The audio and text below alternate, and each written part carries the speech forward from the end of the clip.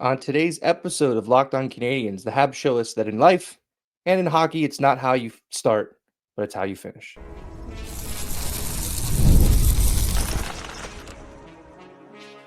You're Locked On Canadiens, your daily podcast on the Montreal Canadiens, part of the Locked On Podcast Network, your team every day.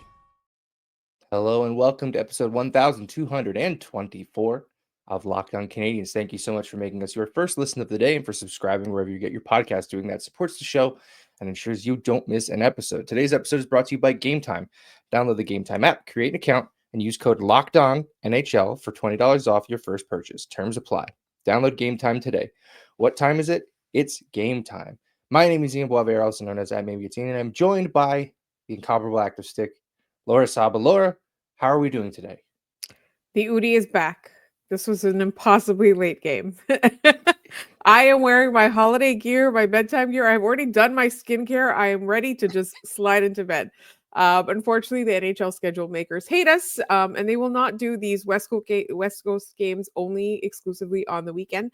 Before we jump into our game recap and talk about everything that happened in that eventful game, I do have to make a correction. Yesterday, we did we had a mailbag question that we turned into a segment that I attributed to Randy, but it was actually Curtis W, who had sent us that question, and I'm so sorry about that. Randy always sends us great questions, and I mixed you guys up, but it was Curtis who sent us the question. And if you missed that episode, please go check it out. We talked about Jakub Dobish and the two goalie system and the possibility of 1A and 1B. Yeah, good. It's a good mistake to be had because if you're being compared to Randy, you're doing something right. So, Curtis, apologies for the mix-up, but thank you, as always, for sending in questions and for giving us ideas of things to talk about. It's nice to know that we are not the only two shouldering the weight of what gets discussed on this program. So, thanks so much for that. All right, as Laura alluded to, we have a great game to talk about. Montreal overcomes a really terrible start against Utah and escapes Salt Lake City with a 5-3 win. We'll talk about Michael Pezzetta returning to the lineup and why he had to return to the lineup. I can't believe we've made it this far into the show without talking about that. And whether or not it's time to make another change at depth forward. And then a return of What's Up, Doc, because we need to discuss whether or not Kirby Dach is just fully back. But let's start with, I guess, the news of the morning, even though it happened the day before. Emil Heineman crossing the street somewhere in Salt Lake City, Utah, is struck by a vehicle and is out the next 3 to 4 weeks with an upper body injury. I think his agent alluded to the fact that it might be like a broken or an injured wrist. Obviously, we don't need to know that. I just need to know that Emil Heineman is going to be okay. The fact that they were all joking around about it, Marty said that because of Heineman's size, the car was totaled. I really appreciated that. That's how I kind of started to understand how not that serious it was. It's obviously very serious. Cars are very dangerous. We should want more walkable cities and not these giant tanks that run people over crossing the street. But that's a rant for another show. Your thoughts on how all of that unfolded? I know. It's like I saw it was in our chat with Scott, RIP Scott. And I honestly this is his humor, okay? But yeah, I saw you guys talking about Pezzetta and call-ups, and I was like, wait a minute, what happened? Is Line sick again? And then I saw that it was Emil Heineman got hit by a car, and then I had to go. I didn't believe you. I had to go check the news to see if that was true. But they all seem to be joking about it. I can't remember who it was that said that, like they were expecting him to like meet them for a meal or whatever. And like he texted it was Pezzetta who said that. Yeah. And he's like, funny story, like, I'm not going to make there. I'm not going to make it. But he seems to be thankfully as okay as possible, barring that upper body injury. And we wish him a speedy recovery. And honestly, like I was a little bit nervous because the lineup will suffer without him. But it turns out that they can still win a game without him. So that's good. Yeah, and we'll get into sort of his direct replacement on the fourth line in our second segment. But first, the game as it was. What's your main takeaway from Montreal's 5-3 win in Utah? I know you want to get into it, but I'm also really upset about the officiating. It did not make any sense.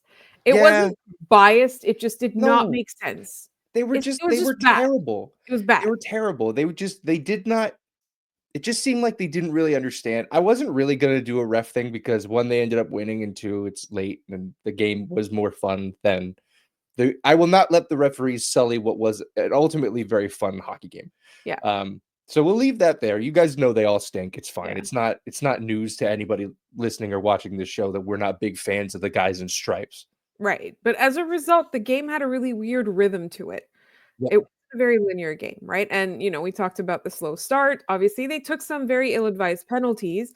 They are, despite the refs not being good, they are still a team that needs to work on their discipline a little bit as a whole. But what I did like was all of the players that, other than Pezzetta, all of the players that made those mistakes. Or somehow jeopardized the game, then turned around and did something to put them in the win column. Yeah, scored. I mean, Matheson took the penalty that put them down 5-on-3. He scores the first goal. Dach had a goal. He took a penalty. Line took a penalty. He had a goal. So it was just, if you went to the box, other than Pezzetta, sorry, they ended up scoring. So that is certainly one story from this. But the story that just keeps on building is this 20-year-old 5'8" defenseman named Lane Hutson continuing to do things that we have not seen someone do in a Montreal Canadiens uniform in, I don't know, 30 years, 40 years. It's kind of bonkers what we're watching him do. Another 3 assist night. He put a goal directly onto Caulfield's stick late in the middle of the third period. He set up Dach in the second period where he sort of looked like he was going to go back out of the zone and then just decided, actually, I'm going to the guy that's wide open on the other side of the ice. Yeah, We'll he get to Dach later. took all of Utah out of the game in that play. Yeah. No, it's just we cannot overstate how special it is that Montreal has a player like this, and he's 20 years old. Apparently, he's not that good, according to Corey Pronman of The Athletic. I don't want to hear about that guy. I can't know how to hear no more about Corey Pronman. I just can't. Look. I feel like he does it on purpose. Corey Pronman, I think I don't really have an issue with any of his ratings. Hockey scouting is to a certain level subjective, right? It is it is in the eye of the beholder. And we know what kind of player Corey Pronman likes. What about Lane Hutson tells you that he would have anything favorable to say about him? Right? Corey Pronman and Marc Bergevin probably share a brain. That's the kind of player that they are interested in.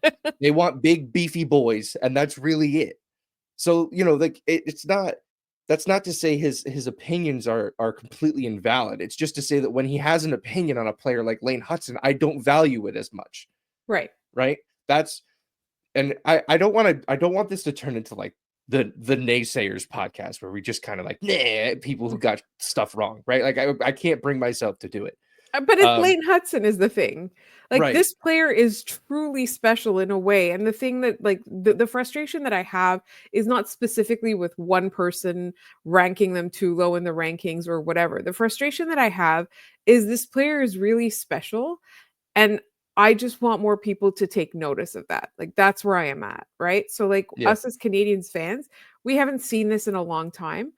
It's we haven't seen this in a long time, and it's we had trouble recognizing it at first. We had trouble accepting that we had this nice thing, right?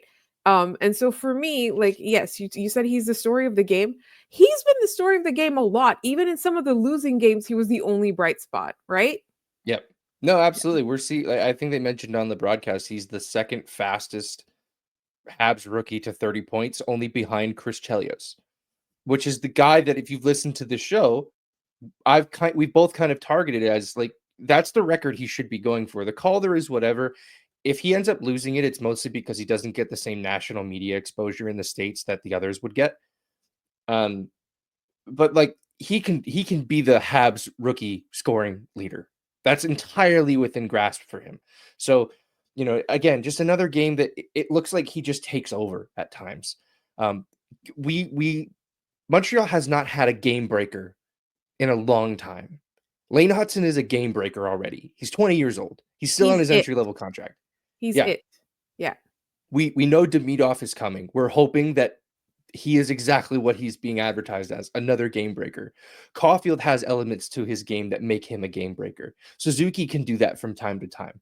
So they're compiling all these players that can flip games on their head. And we saw it in Utah, right? The 3 assists for Hutson. Caulfield gets on the board once again with his 24th goal of the year, which is, again, nuts that he's still doing that. His career high is 28, by the way. He set that in 82 games last season. So, yeah. Yeah.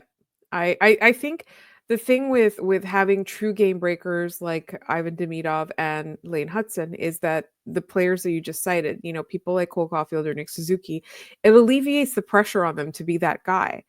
And they can go back and do what they're good at because the fan base or the market is not thirsty for that because they already have it. Right. Yeah. And I think that's really, really key. So then they can pick their moments and they can be more effective. Like we saw what an improvement that line had once you stopped making them do everything on the ice. Once you stopped having Nick Suzuki play every situation, and by default, his line mates having to play longer or tougher matchup. Tougher matchups. So for me, like I think the idea that there is a Lane Hutson, there is an Ivan Demidov, it alleviates some of the pressure off of those guys because they have other things to their game that might not be as flashy, that might not be as brilliant, that might not be reasons you're buying tickets, but that win games. Yeah. No, absolutely. Absolutely. All right. We will leave the main portion of the Utah game in segment 1. When we come back, we're going to touch on Emil Heineman's immediate replacement, Michael Pezzetta, and whether it's time to make a change there. And we'll get on into all that in just a minute.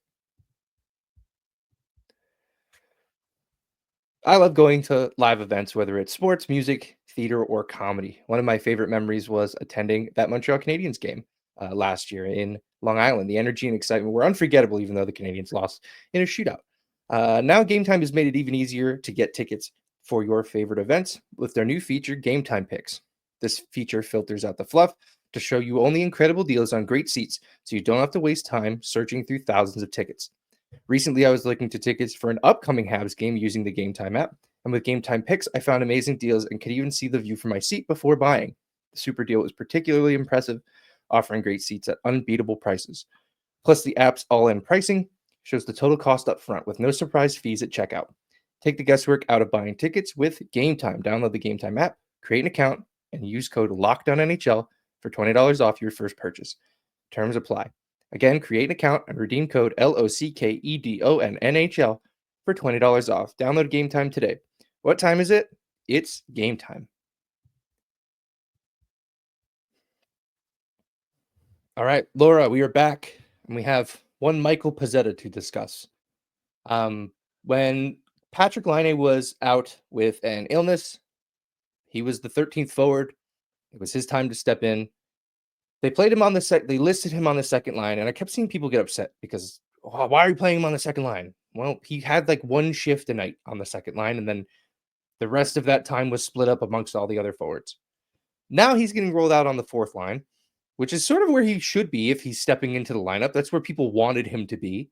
Right. Ironically, they wanted Emil Heineman called up to the second line when Laine was hurt.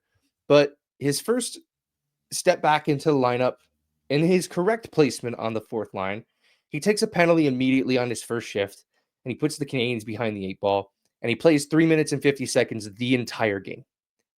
And to me, that signals that maybe the time has come to make another move to either call up a forward that you can trust or make a move for a depth forward that you can trust. Where are you at on the Michael Pezzetta experience after watching yet another game with a similar script that we've seen in the past?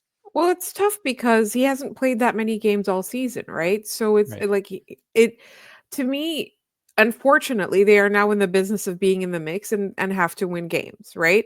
If this was, October Canadiens, I would say play him more games till he gets better and finds his footing. It's not October Canadiens. At this point, they are unfortunately going to have to part with him. So whether they put him on waivers and he gets claimed or he just stays in the press box and they just call some other guy up, I believe that would mess with their roster construction. They'd have to send somebody down unless Emil Heineman gets put up on the IR, if I'm not mistaken. So, right? I think they have a roster spot open. I'm Yeah. working to confirm You're because I don't want to give false I'm information. hearing that all right. Yeah, they have a roster spot open. Even Okay, with so they can Heineman call not on someone up. IR, they Yeah. could call someone up and just leave Pezzetta in the press box. Yeah. Because it's So unfortunate. Like, it's sad because he's a fan favorite. He like, the team loves him, the fans love him. He was such a great story. He was at points he was the only bright spot on this team in miserable seasons, right?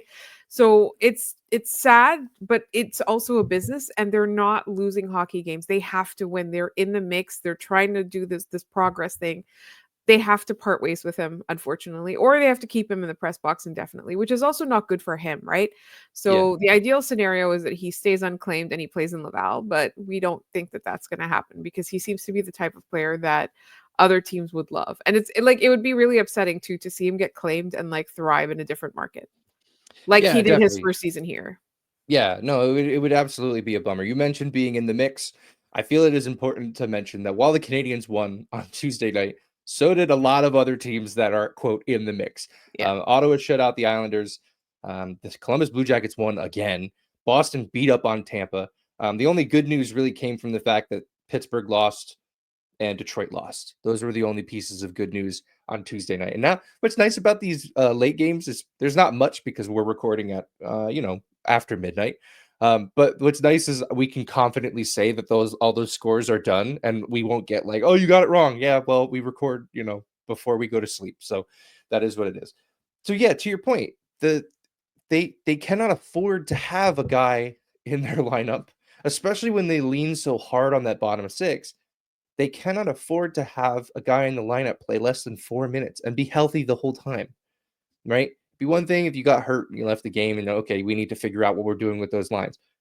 3 minutes and 50 seconds? That like you're telling me that Raphael Harvey Pinard can't give you that? You're Yeah. telling me that you can't call up Lucas Condada and he can't give you that? Yeah. Condada's a great replacement Yeah, for Michael Pezzetta. excellent. Condada's a fantastic replacement. And also, like, when you're playing only 3 minutes a night or whatever it is, 3, 4 minutes a night, like that puts more time on ice for all the other players, making them more prone to injury or whatever. Let's say the Canadians do miraculously make the playoffs. You don't want tired players. You don't want overworked players. You need Yep. them in good shape, right? Like, so it affects other people's conditioning as well. So unfortunately, I don't see a way for Michael Pezzetta without going on waivers, right? I don't see them playing him. I see them replacing him. I see them calling somebody up. And I don't see him able to improve his game unless he goes to the AHL. So, like, at this point, like, I think that we do kind of have to come to terms with that. Unless they're happy to keep him in the press box for like literally the half of the season that's left. Yeah, and while we're having this conversation, let's preempt another question that's likely going to be asked in light of this. Joshua Waugh, question mark. Your response. Like, what do we do there? I don't know. I think the Canadians should still give him a chance. I know they're not super pleased with how he hasn't taken massive strides forward, let's say. But he's still an AHL All-Star, right? Like, we're not seeing much from him in most games, but that doesn't mean he doesn't have the potential. And like, as I believe it was Scott that told us, it was like in bunches, right? Like he Yeah. had he was not consistent. So like he was good sometimes, and then you see like a stretch of games where he's a bit disappointing. So I still think, he gets that chance. But if you're asking me who would replace Pezzetta, I think it has to be Condada. But if you're asking me who's replacing Emil Heineman, Joshua Raw is your best option on that front. If you could convince me that he could step in and play a solid fourth line role, that would make sense. I just don't know if he has that in his bag, right? I Yeah, don't he's know that more, he yeah, has. If they want him in the lineup, they would put him higher. higher in the lineup, which is why when Line was sick, it was kind of like, okay, call him up, play him up there, right? Yeah. It makes more sense than whatever you were doing with Pezzetta, right? It made more sense then. It doesn't seem to make a ton of sense to me if you're just going to put him on the fourth line, because I just don't know that he has that. It's Like, not the right fit for him. yeah, think of the way that the fourth line plays with Yoel Armia and Jake Evans and Emil Heineman. Right. Can Joshua Watt do that? Like, I'm not saying he's a bad hockey player. I'm saying it's not the right fit. It's like asking him to play on the third defensive pairing. Honestly, like it might as well be that far removed from the way that he plays hockey. Yeah, from his skill set, right? Yeah. Yeah. So I feel like there's no right answer here. We just know that something is wrong and they need to do something about it. And so I see them calling up somebody that's more in the Pezzetta caliber than the, Joshua Roy caliber, especially since right now, like, he's doing well in the AHL. Like, yes, it's inconsistent. Yes, he hasn't taken that stride we want to see. Like, he hasn't taken the massive stride forward. Like, that's what's missing from him. And, and it's all entirely in his hands. Yep. Yeah, I think maybe they give it one more game against Dallas, and then Montreal heads home for that back-to-back over the weekend. And I wonder if at that point we've got a different solution on the Right. fourth line. So we'll see. Yeah. It's kind of tough to expect them to send a guy out to Dallas for one game, right? Absolutely. And to Utah, right? It was almost impossible for them to, at the time Heineman got hurt, to then get Kandata on a plane and send him to Yeah. Salt Lake City. Like that was not going to happen. Yeah. So I It's not like it was understand. Boston. Yeah, exactly. It's time zones away. So makes a ton of sense that it rolled out the way that it did, but it is curious to think about what they may do moving forward. All right, we're going to head into our final segment with the return of the What's Up Doc segment, because we have to consider whether or not Kirby Dach is just fully back. And we'll do that in just a second. Today's episode is also brought to you by Indeed. Let me guess, you just realized your business needed to hire someone yesterday. How can you find amazing candidates fast? Easy. Just use Indeed. When it comes to hiring, Indeed is all you need. Stop struggling to get your job posts seen on other sites. Indeed's sponsored job posts put your post at the top of the page and help you reach the right candidates faster. I've been in that spot where I need the right hire, like yesterday, the pressure's on, and every day without the right person is a setback. That's exactly when Indeed sponsored jobs come in handy. They make sure your post is seen by the right candidates right now. Now you can speed up the hiring process with a $75 sponsored job credit. Just go to Indeed.com/lockedon right now and support our show by saying you heard about Indeed on this podcast. Terms and conditions apply. Are you hiring? Indeed is all you need. All right, we are back. Laura, home stretch, and then we can go to bed. that's all that's getting me through right now, friend. I'm already there. Yeah. Only a couple more of these super late games to do. So if you're listening to us, I hope we are doing this game and this show justice in the wee hours of the morning. Yes. What's up, Doc? We have to talk about Kirby Dach because 2-goal effort. I find it funny the goals that Kirby Dach scores, they're either sick or incredibly fluky. And tonight we saw both of them. The goal that he scored, his first goal, where Utah just left him all alone, which they did several times. But Canadians players were just driving the net, and Utah didn't have any plan to stop it. They just kind of let him go. He makes a great move on Karel Vejmelka and just makes him look pretty foolish and scores on that one. And then he just comes in for a second goal and wrists one that gets tipped and it kind of flutters its way past Vejmelka. It was funny. My wife and I were watching the game. We both couldn't believe it went in because the camera couldn't fit both Dach and the goal in the net in the same shot. So it was like he fired it, and the announcer says that he scored, and we're like, how did he score? The net is in another zip code. Outside of the goals, and even include the goals if you want, how has the play of Kirby Dach evolved over the last few weeks? So I think what's really telling is that you talked about the fluky goals and the bounces. Yes, the bounces are going his way, but earlier in the season when they weren't going his way, it would just be a spiral. He would just spiral and it would be like, Kirby Dach would have like this like self-loathing party for a while, right? For a few games. We did talk a lot about the on-ramp for him being a bit longer, but it does seem to me that he's kind of figured out how to play within his own fears and kind of when I say within his own fears, like kind of like working around them a little bit. Because you do see in certain cases, you do sometimes see that there is a little bit of mental hesitation. But what's happening is that he's able to regroup in very short amounts of time. And so he's not negatively impacting the game, or the play that's at hand when that happens, right?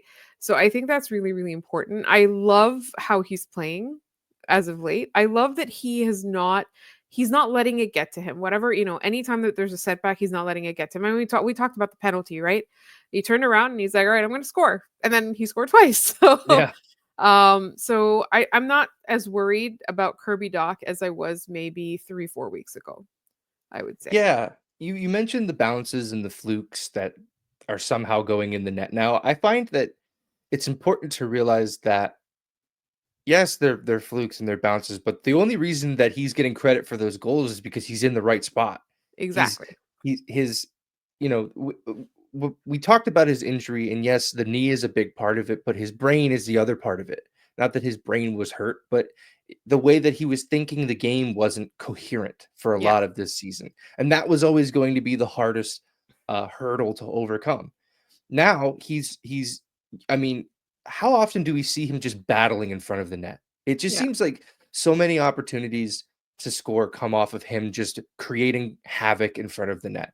It's like how it's like he remembered how to play hockey. It's weird, right? Yeah, like he had amnesia and then got bonked again, and now he all of a sudden remembers it.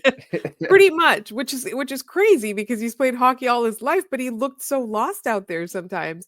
And now it's kind of like somebody flipped a switch, right? Yeah, I do like that he's relying on his instincts a little bit more, second guessing himself less, and just kind of doing what feels natural, which is like you said, he's in the right spot. Like he's doing the work, yep, yeah. So I'm pretty happy with this play. That whole line was incredible. Obviously the 2 goals from Doc.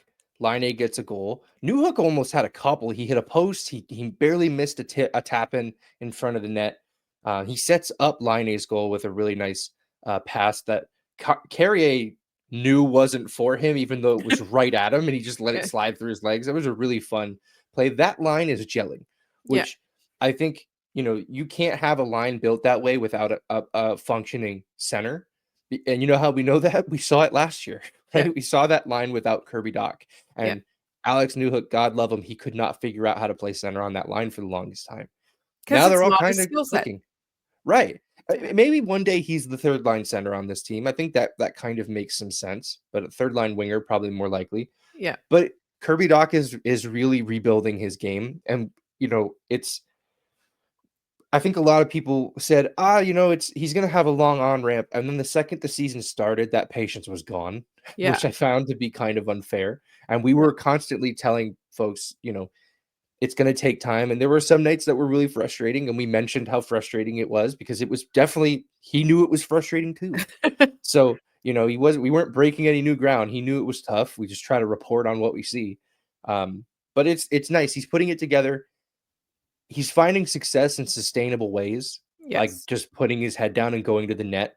And he's got that confidence back. Like Kirby Dach in October doesn't make the move on Vejmelka that he makes in Tuesday's game. He Yeah. probably just shoots the puck and hits him in the chest or misses the net entirely. Yeah. But in this one, he decides I'm good enough to beat you one-on-one. That's a Yeah. huge confidence boost for him.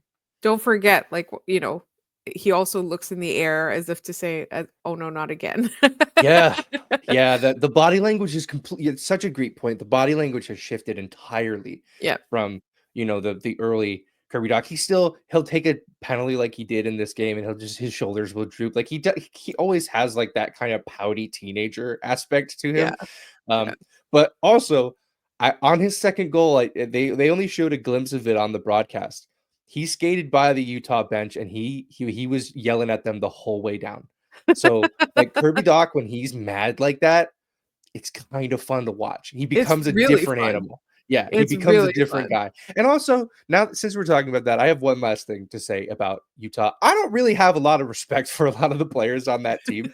First of all, Valimaki's, I'm surprised he recovered from the vicious cross-check that Patrick Laine gave him. That was one of the most egregious flops we've seen this year, and the refs bought it. There should have been a fine sitting at his locker at the end of the game for that.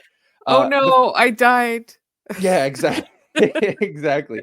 And then the fact that every icing call, they just stopped skating once they hit their own blue line, and they were indignant every time to the linesman when they waved it off.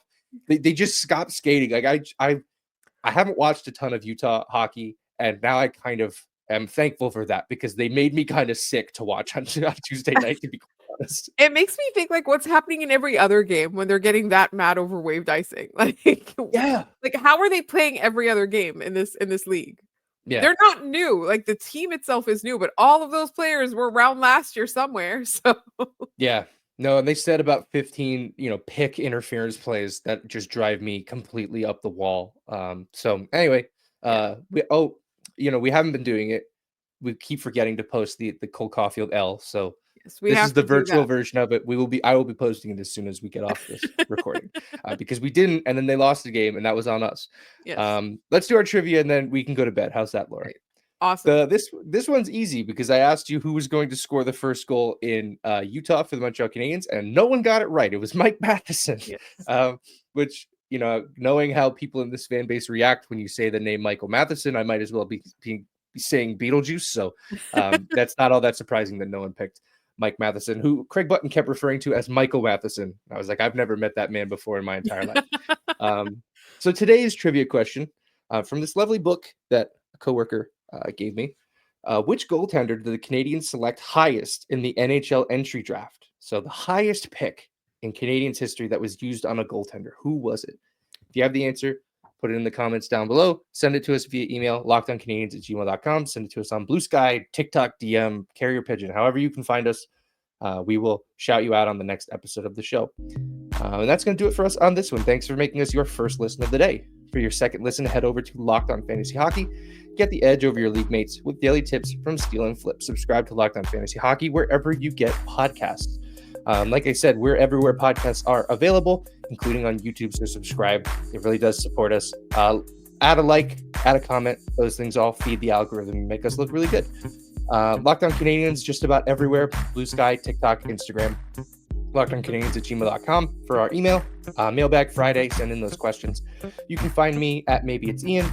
You can find Laura at The Active Sticks. Thanks so much for tuning in, and we'll see you guys tomorrow.